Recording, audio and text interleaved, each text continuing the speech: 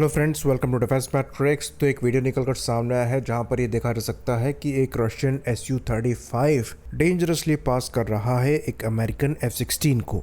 तो ये इंसिडेंट 23 सितंबर का बताया जाता है जब एक north American aerospace defence command के F-16 द्वारा दो रशियन टुपोलेव 295 बेयर बॉम्बर्स को और दो Su-35 फाइटर्स को इंटरसेप्ट किया गया था।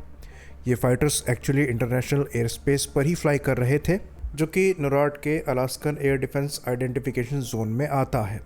तो यहाँ पर जो Su-35 द्वारा स्टंट परफॉर्म किया गया F-16 के काफ़ी क्लोज, इससे डेंजरस बताया जा रहा है और एक वीडियो फुटेज भी यहाँ पर रिलीज़ करी गई है। तो यूएस द्वारा ऑफिशियली यहाँ पर अनप्रोफेशनल और अनसेफ टर्म्स को यूज़ किया गया है और क्लियरली वीडियो में ये चीज़ दिख रही है कि जो Su-35 है ये F-16 के काफ़ी ज़्यादा क्लोज आ गया था। तो ऐसे स्टंट के दौरान जेट वॉश की वजह से ये सिंगल इंजन F-16 क्रैश भी हो सकता था, क्योंकि यहाँ पर जो वेग टर्बुलेंस प्रोड्यूस होता है वो इंजन के कंबशन को अफेक्ट करते हुए इंजन को फ्लेम आउट कर सकता है, जिसके बाद जो एयरक्राफ्ट है वो स्टॉल होकर क्रैश भी हो सकता है। तो क्योंकि यहाँ पर नोराड के एयर स्पेस को ब्रीच नहीं किया गया था, तो ये जो इंटरसेप्शन है ये सेफ था और बेसिकली यहाँ पर एस्कॉर्ट ही किया जा रहा था इन रशियन बॉम्बर्स को। तो ये पहली बार नहीं होगा, ये जो रशियन एयरक्राफ्ट है ये इन वेस्टर्न प्लेटफॉर्म्स को डेंजरसली हरास कर रहे हैं। इसके पहले भी हमने MQ-9 के साथ केस देखा था, जिसके अंतर्गत MQ-9 अल्टीमेटली क्रैश ही हो गया था। बाकी जो दूसरे अमेरिकन रिकॉनेसेंस एयरक्राफ्ट हैं उनके साथ तो ये होता ही रहता है। तो इस इंसिडेंट को लेकर एक डिबेट भी चालू हो गई, जहां पर F-16 और Su-35 के बीच में कंपैरिजन चालू हो गया और कहा गया कि अगर ये कॉम्बैट में बदल जाता तो यहाँ पर रिजल्ट क्या होता। तो आज के इस वीडियो में हम थोड़ा सा समझने की कोशिश करेंगे कि इस सिनेरियो में अगर कोई कॉम्बैट होती भी तो यहाँ पर क्या होने की पॉसिबिलिटीज़ थी। तो अगर आप यहाँ पर वीडियोस को या फिर जो फुटेजेस रिलीज़ करी गई हैं उनको क्लोजली देखेंगे तो आपको ये दिखेगा कि जो Su-35 है ये आर्म्ड तो है पर बहुत ज़्यादा नहीं। विंग टिप्स पर आपको इलेक्ट्रॉनिक काउंटर मेजर पॉड्स दिखेंगे जो कि L-175 खिपनी है। ये बेसिकली जैमर्स हैं जो कि एनिमी एयरक्राफ्ट के डिटेक्शन को डिले करते हैं। साथ ही साथ आपको एक R-73 मिसाइल दिखेगी जो कि मोस्ट लाइकली विंग के दूसरे साइड भी हो सकती है। इसके कंपैरिजन में जो F-16 का विंग दिख रहा है उसमें आप एक AIM-120 AMRAAM देख सकते हैं। अब ये कौन सा वर्जन है वो यहाँ से क्लियर नहीं होता है, पर C वेरिएंट का ही एक वर्जन होगा। बाकी आपको एक क्लोज कॉम्बैट की AIM-9X मिसाइल भी दिख जाती है। तो ये एक F-16C फाइटर है जो कि एडवांस है, AES से रडार से भी लैस है और यहाँ पर इलेक्ट्रॉनिक्स को एक बड़ा बूस्ट दिया गया है। तो एवियोनिक्स के मामले में कहा जाता है कि ये F-16 जो Su-35 है उनसे बेहतर है। पर हम यहाँ पर एक क्लोज कॉम्बैट सिनेरियो देख रहे हैं जहाँ पर एवियोनिक्स का और ऐसे लॉन्ग रेंज वेपन्स का कोई मतलब नहीं है।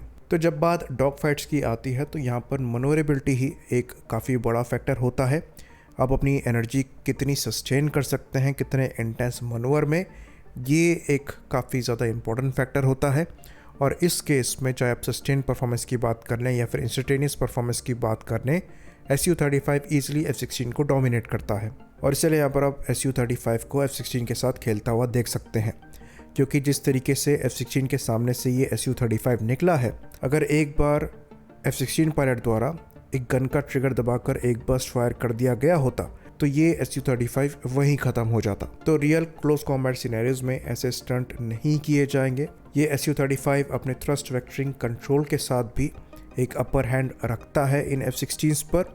वहीं पर अगर बात करेंगे बियॉन्ड विजुअल रेंज कॉम्बैट की, तो यहाँ पर F-16 के पास भले ही थोड़े एडवांस एवियोनिक्स ज़रूर हैं, पर क्लियर एडवांटेज आप F-16 को नहीं दे सकते, क्योंकि इस सिनेरियो में ये देख सकते हैं कि Su-35 कोई लॉन्ग रेंज की मिसाइल नहीं कैरी कर रहा है, पर Su-35 द्वारा भी R-77 और R-37 दोनों मिसाइल कैरी करी जाती हैं। साथ ही साथ Su-35 का रडार भले ही AES से ना हो, पर ये काफ़ी ज़्यादा powerful passive electronically scan array radar है। तो यहाँ पर हमने डिस्कस किया था कि पावर के हिसाब से अगर आप एफिशिएंसी को देखेंगे तो passive electronically scan array radar की efficiency gallium arsenide based AES radar से बेहतर है। तो PES से रडार भले ही सिंगल फ्रिक्वेंसी में स्कैन करता है, पर एक गिवन अमाउंट की पावर के लिए ये लॉन्गर रेंज में और वाइडर एरिया में स्कैन कर सकता है। यहाँ पर आपको स्कैन रेट भले स्लो मिले, पर ये लॉन्गर और वाइडर होगा। और क्योंकि F-16 एक स्टेल्थ एयरक्राफ्ट नहीं है, तो Su-35 इन प्लेटफॉर्म्स को ज़रूर देखेगा और पहले देखेगा और अपनी R-37 मिसाइल को लॉन्च भी करने में सक्षम होगा। तो ये जो मिथ चल रही है कि F-16 के पास एडवांस एवियोनिक्स हैं और Su-35 से ये बेहतर हो जाता है, ऐसा बिल्कुल भी नहीं है। R-37 मिसाइल का पहला शॉट ही F-16 को डिफेंसिव पोजीशन में डाल देगा, जो कि Su-35 को रूम देगा ज़्यादा क्लोज आकर R-77 की रेंज में इस एयरक्राफ्ट को लाने के लिए, जिसके बाद ये अपनी R-77 मिसाइल्स को भी लॉन्च कर सकेंगे। वेपन कैरिंग कैपेसिटी भी यहाँ पर आपको Su-35 की ज़्यादा मिलेगी। तो ये एक मिथ है कि जो एडवांस F-16s हैं ये Su-35 से ज़्यादा बेहतर हैं। आई होप इन्फॉर्मेशन यहाँ पर क्लियर रही हो। इसी बात पर इस वीडियो को हम ख़त्म करेंगे। लाइक करिए, सब्सक्राइब करिए। जय हिंद।